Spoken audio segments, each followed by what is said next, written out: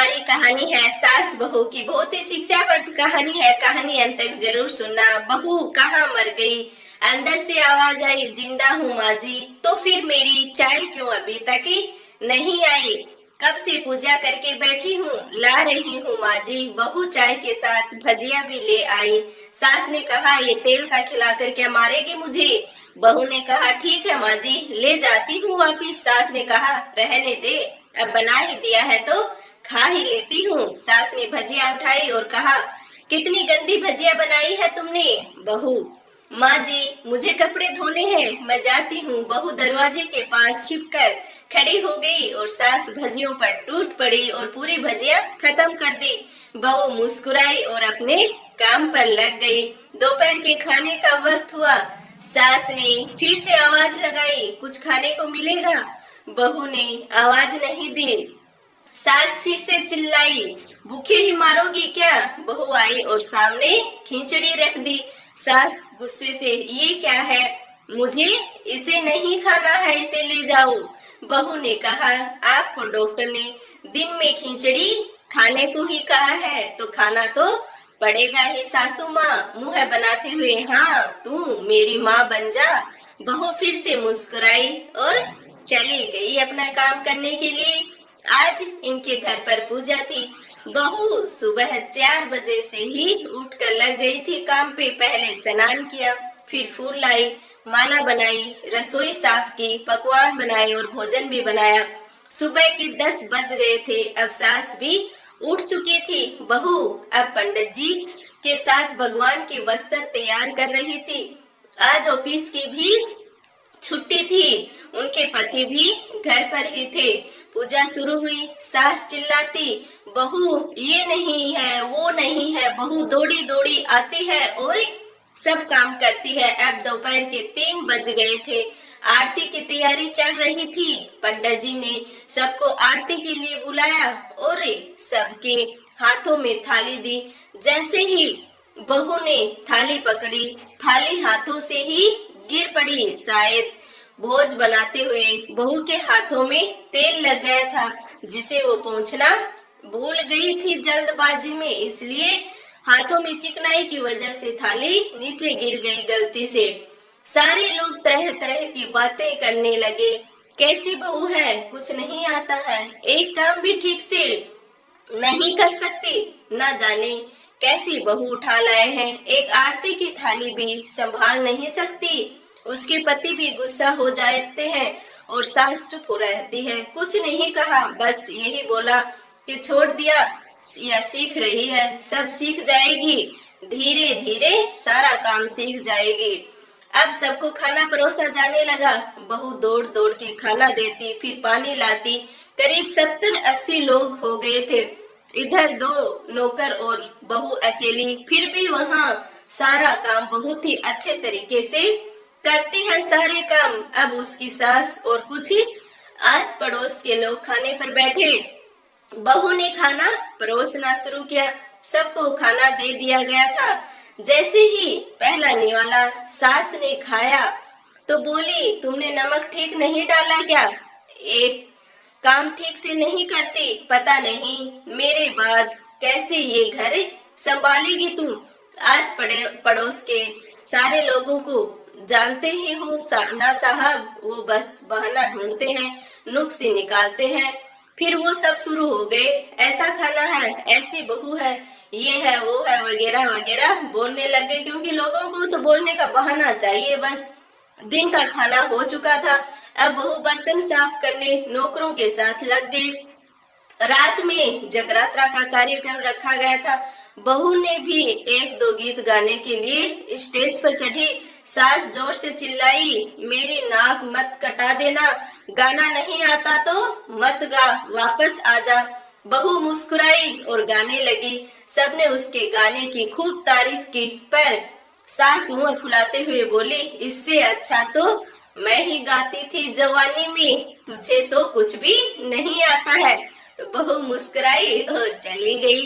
अब रात का खाना खिलाया जा ही रहा था कि उसके पति के ऑफिस के दोस्त भी साइड में ही सारे ड्रिंक करने लगे थे। उसका पति चिल्लाता, थोड़ा बर्फ लाओ, तो सास चिल्लाती हुई, यहाँ दाल नहीं है। फिर चिल्लाता, कोल्ड ड्रिंक नहीं है, पापड़ ले आओ। इधर उधर आखिर में उसके पति की शराब गिर पड़ी उसके एक दोस्त पर और बोतल टूट गई। पति गुस्से में दो झापड़ अपनी पत्नी को लगाते हुए कहता है, जाहिल कहीं की, देख कर नहीं कर सकती सारा काम, तुझे इतना भी काम नहीं आता। सारे लोग देखने लगे। उसकी पत्नी रोते हुए कमरे की तरफ दौड़ी। फिर उसके दोस्तों ने कहा, क्या यार, पूरा मूड ही खराब कर दिया है, यहाँ नहीं बुलाया होता, हम कहीं और पार्टी कर लेते। कैसी अनपढ़ गंवार बीबी ला रखी है तूने, उसे तो मेहमानों की इज्जत और काम करना तक नहीं आता। तुमने तो हमारी बेइज्जती ही कर दी है यहाँ पे बुला करके। अब आस पड़ोस की औरतों को और बहाना मिल गया था। वो कहने लगे, देखो क्या कर दिया है तुम्हारी बहू ने, कोई काम की नहीं है। मैं तो कहती हूँ कि अपने बेटे की दूसरी शादी करा दो, छुटकारा पाओ। ऐसी गंवार से सास उठी और अपने बेटे के पास जाकर उसे थप्पड़ मारा और कहा, अरे नालायक, तुमने मेरी बहू को मारा, तेरी हिम्मत कैसे हुई, तेरी टांग तोड़ दूंगी। उसके बेटे के दोस्त कुछ कहने ही वाले थे कि उसकी माँ ने घुरते हुए कहा, चुपचाप निकल जाओ यहाँ से, यहाँ दारू पीने नहीं आए हो, जबकि पता है आज पूजा है और तुम्हें पार्टी करनी है। कैसे संस्कार दिए हैं तुम्हारे माता पिता ने। सारे दोस्तों को ये सारी बातें सुनाई। और किसने मेरी बहू को जाहिल बोला है, जरा इधर तो आओ, चप्पल से मारूंगी। अगर मेरी बहू को किसी ने एक शब्द भी कहा तो, अरे पापी, तूने उस लड़की को बस इसलिए मारा कि तेरी शराब की बोतल टूट गई।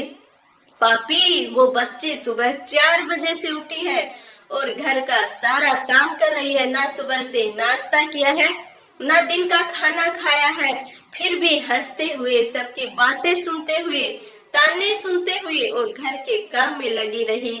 तेरे यार दोस्तों को वो अच्छी नहीं लगी, तूने उसे जूतों से मारूंगी तेरे दोस्तों को। कभी उन्होंने ऐसा कहा। उसके यार दोस्त चुपके से खिसक लिए। अब बस सास बहू के कमरे में गई और बहू का हाथ पकड़कर बाहर लाई सबके सामने और कहने लगी, किसने कहा था अपनी बहू को घर से निकाल के दूसरी बहू ले आना, जरा सामने तो आओ। कोई भी सामने नहीं आया। फिर सासू ने कहा, तुम जानते भी क्या हो इस लड़की के बारे में, ये मेरी माँ भी है और मेरी बेटी भी है, ये मेरे सारे काम करती है। माँ इसलिए है कि मुझे गलत काम करने पर डांटती है और बेटी इसलिए कभी कभी मेरी दिल की भावनाएं भी समझ जाती है, मेरी दिन रात सेवा करती है, मेरे 1000 ताने सुनती है, पर एक शब्द भी गलत नहीं कहती, ना सामने से और ना पीठ पीछे। और तुम कहते हो दूसरी बहू ले आऊं। याद है ना छुटकी की दादी, अपनी बहू की करतूत। सास ने गुस्से से पड़ोस की महिला को कहा, अभी पिछले हफ्ते ही तुम्हें मियाँ बीबी भूखे छोड़ करके घूमने चले गए थे। मेरी इसी बहू ने 7 दिन तक तुम्हारे घर पर खाना पानी, यहाँ तक कि तुम्हारे पेट दबाने भी जाती थी। तुम इसे जाहिल बोलती हो। जाहिल तो तुम सब हो जो कोयले और हीरे में फर्क नहीं जानते। अगर आइंदा से मेरी बहू के बारे में किसी ने एक लफ्ज भी निकाला तो मुझसे बुरा कोई नहीं होगा, क्योंकि ये मेरी बहू नहीं है, ये तो मेरी बेटी है। सुन लो आप सारे। इसलिए बहू सिसकियां लेते हुए फिर अपने कमरे में चली गई। सास ने एक प्लेट उठाई और भोजन परोसा और बहू के कमरे में खुद ले गई। सास को भोजन लाते देख तो बहू ने कहा, अरे माँ जी, आप क्या कर रही हो, मैं खुद ले लेती। सास ने प्यार से ताना मारते हुए कहा, डर मत, इसमें जहर नहीं है, मार नहीं डालूंगी तुझे। मुझे नहीं तुझे नई सास चाहिए, पर मुझे अभी तू ही मेरे घर की बहू चाहिए। बहू ने अपनी सास को रोते हुए गले से लगा लिया। सास भी रो दी पहली बार और कहा, चल खाना खा ले। फिर मजाक करते हुए कहा, फिर मेरे पेट दबाने चले आना, और ये ख्याल मन से मत लाना कि सास पैर बोलती है तो किसी दिन मैं इसका गला दबा दूंगी, क्योंकि कभी मैं भी यही सोचती थी। दोनों खूब हंसने लगती है आपस में, और कुछ रिश्ते बहुत मीठे भी होते हैं, बस बातें ही कड़वी होती है। दोस्तों, जहाँ ऐसी माँ जैसी सास हो, वहाँ मायके की याद तक नहीं आती। जैसे ही गलती करने पर माँ डांटती है, सास भी डांटे, लेकिन जैसे एक माँ अपनी बेटी को गले ही लगाती है, अगर उसी तरह सास भी अपनी बहू को बेटी की तरह गले लगाती है, तो बहू भी अपने माँ बाप की तरह ही सेवा करती है। हमारी कहानी का उद्देश्य किसी को ठेस पहुंचाना नहीं है, लेकिन सारे पात्र भी काल्पनिक है, बस एक नाम एक संयोग मात्र हो सकता है। इसलिए आज की हमारी कहानी का मेन उद्देश्य यही था कि अगर सास भी अपनी बहू को बेटी मान ले, तो ये सास बहू का रिश्ता खत्म होकर के माँ बेटी का रिश्ता रह जाएगा, और माँ अपनी बेटी को डांट भी सकती है गलती करने पे, और उसे गले भी लगा सकती है। तो बहू भी अपनी सास ससुर को अपना माँ बाप ही समझ लेगी, और मायके की याद तक नहीं आएगी। तो दोस्तों, आप लोगों को हमारी कहानी कैसी लगी वो कमेंट करके जरूर बताना, और मिलते हैं आप लोगों से एक ऐसी ही कहानी के साथ। तब तक के लिए राम राम जी सभी को।